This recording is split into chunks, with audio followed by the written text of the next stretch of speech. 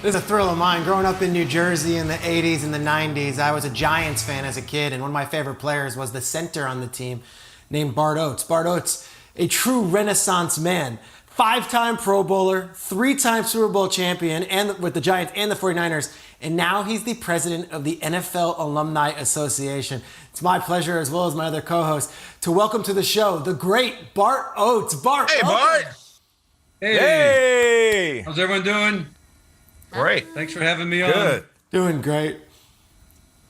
Bart, if the viewers at home don't know your NFL life story or your journey, it's pretty remarkable. Not only were you great on the field, you also went to law school at Seton Hall while you were playing center and starting on a Super Bowl team. How did you manage doing all of this while you were a player? And do you think there's a movie to be made about the Bart Oates story? Who might be playing you in that theatrical presentation? Well, let me. I don't know about a movie, but you know, I got to tell you what. Going to law school, playing for the Giants was it was a dream come true for me. Something I wanted as a little kid growing up in Georgia, and it was just somebody that I wasn't recruited. I wasn't even drafted in the NFL. Obviously, I had gone to the USFL because I wasn't going to be a high draft pick, but. You know, while I was going to law school, I knew if I could take the abuse I got from Parcells, that I could do just about anything. I mean, he used to just, he loved it when I made a mistake in practice because it was always, counselor, did you, were you studying briefs last night, not your playbook? That was, so I knew if I could, I could take care, if I could do that, if I could just withstand his abuse and I would be okay. No doubt about it. Peter, I'm thinking of young Sean Connery that would play Bart in this movie. No. Okay. I was thinking more like young Clint Eastwood. Hey. Okay. Oh, I like that one. I like Modest. that. I like that. You probably Modest, Bart. Yeah. Fistful of dollars, $2 more. Talking to defenders saying, go ahead, punk, make my day. All right, so Bart, you mentioned Parcells, right? You played with Lawrence Taylor, and of course, we showed some clips, and Phil Simms is there. Now, that's my buddy. I work with him on NFL Today every Sunday, and Phil Simms got some stories. Not all of the stories are to be told on TV, but they are the best stories I've ever heard in my life. You spend a lot of time with those legends, those characters, those guys. What's some of your funnier moments, more memorable moments over your 9 years as his center? Right. So like I'm a center. So I'm right there, but I'm not really, we don't get a lot of attention, which is fine for me. Because you hear everything though.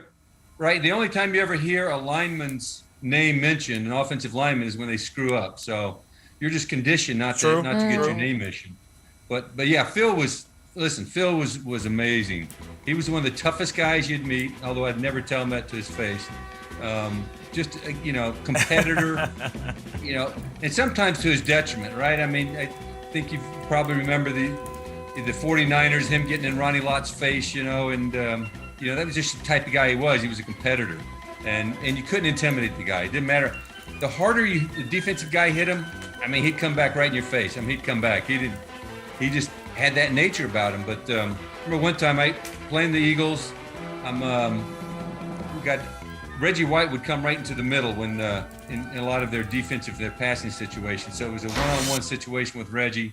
He literally picks me up and he dumps me on top of Phil. Phil couldn't even get out from underneath the center quick enough. I'm backpedaling so fast.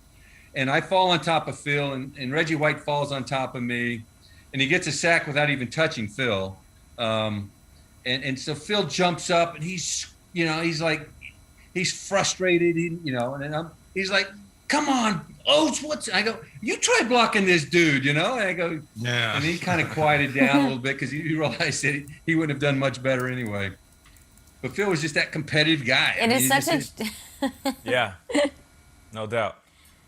It is such a treat to have you on the show. And you mentioned Reggie White. You faced him twice a year. You faced Bruce Smith in a Super Bowl. You faced the '85 Bears, and you saw LT up close and personal every day at practice. I ask you, who is the best defensive player? And it was a golden age of defense when you were out there. Who is the best defensive player you've seen? Toughest guy I ever played, and fortunately I never had to play against him, but I practiced against him every day, with Jim Burt. There's one guy that you want to take to a fight with you and have your back, take Jim Burt.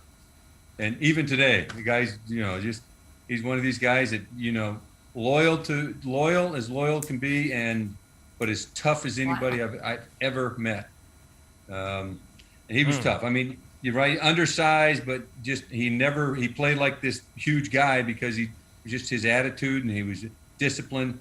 We would get together in the summer, like starting a month before camp, and we would since I'm the center, he was a nose tackle, we would just practice one-on-ones. We'd do runs, we'd do passes, just work our technique and get ready for camp. We'd do hundreds and hundreds of repetitions with each other. So I learned to hate him and love him at the same time.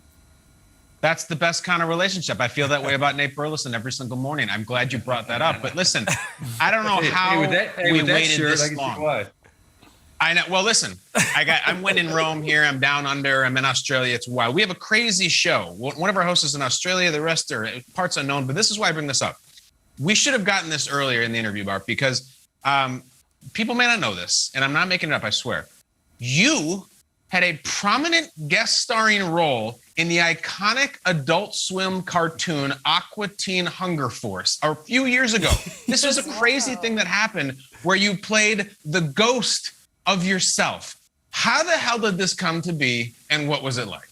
Oh my gosh. Yeah, I try to forget about that one.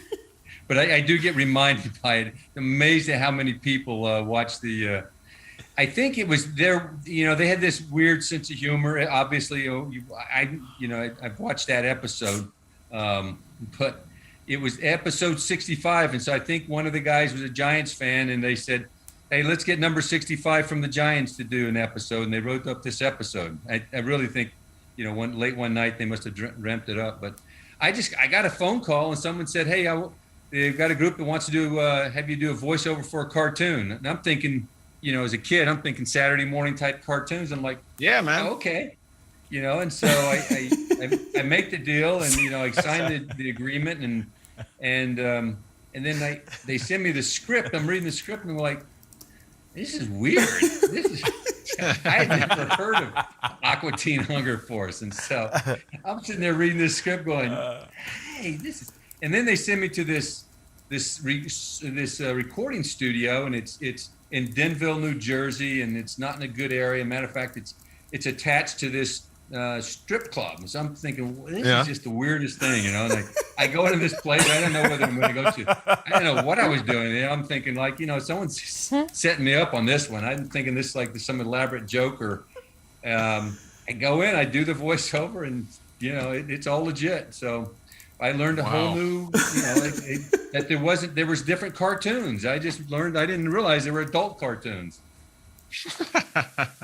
Yeah, adult cartoons and adult business next door. It's a great show, by the way. I love Adult Swim. That's the real Definitely Hunger Force. Not Saturday morning. Which show are you talking about? The Adult Swim cartoon. It's Aqua Teen Hunger Force. It's a great show. Yeah, but listen, just the cartoon, as Peter mentioned earlier, you are president of the NFL alumni, and the task is taking care of post-football lives, for our NFL legends, which is something that we should have started a long time ago, but I'm glad that we're doing it now. So what have guys been doing lately? What have they been working on lately to support those efforts to support our legends? Well, we have two primary missions, and I've been involved with the organization. I was a chapter president in New York, New Jersey, and then on the board, and then was asked to be the president about 3 years ago. And I work closely with Beasley Reese, who's the CEO, and we've just got some committed guys. But we really want to make a difference. I mean, we have several missions. Our missions are caring for kids, where we have our 40 chapters that will hold charity events and work with organizations in their communities to really make a difference, to leverage the notoriety that we have as NFL guys and as NFL former NFL guys to, make a difference in our communities. And then we have a mission of caring for our own and finding, transition and resources and helping guys understand what's available to them through the Players Association, through the league.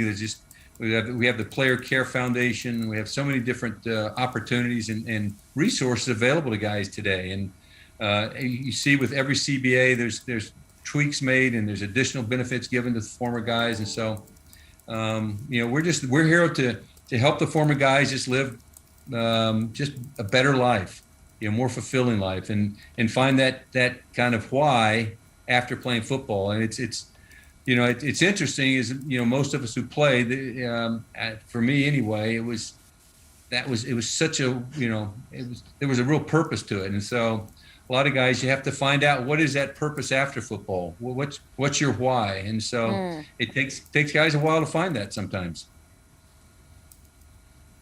It's awesome to hear. And Bart, it's so cool having you on the show. You're always welcome back on the show. Thanks for giving your insight and also your time and your service and your fortitude to the NFL Alumni Group. It's one of the most important things we do in football. And as a part of Good Morning Football, we appreciate everything that the NFL alumni does and what they bring to the game. So thank you for your leadership, and let's keep on rocking. Thanks, guys. You got it, man. Keep up the good work. Thank you. Appreciate you. Thank you.